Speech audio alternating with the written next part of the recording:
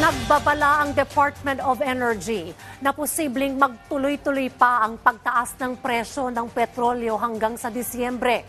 Sa programang Bagong Pilipinas ngayon, sinabi ni DOE Director Rino Abad na ang limitadong supply ang dahilan ng pagtaas ng presyo ng petrolyo sa international market.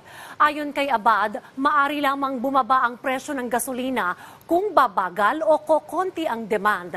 Pero dahil bare months, inaasang lalong tataas ang demand sa petrolyo bunsod na rin ng holiday season. Tiniyak naman ng DOE na gumagawa na ito ng hakbang upang maibsan ang epekto nito sa pampublikong transportasyon. Projection ng plots. Sinasabi ho natin, may kataasan po ngayon. Nagsimula yan ng August, nasa 3 million.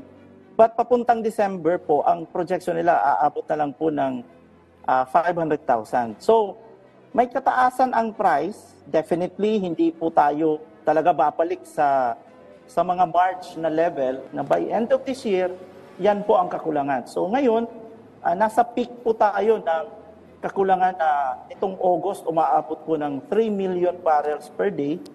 Pero ang projection po ng mga report ng International Energy Agency, by end of the year,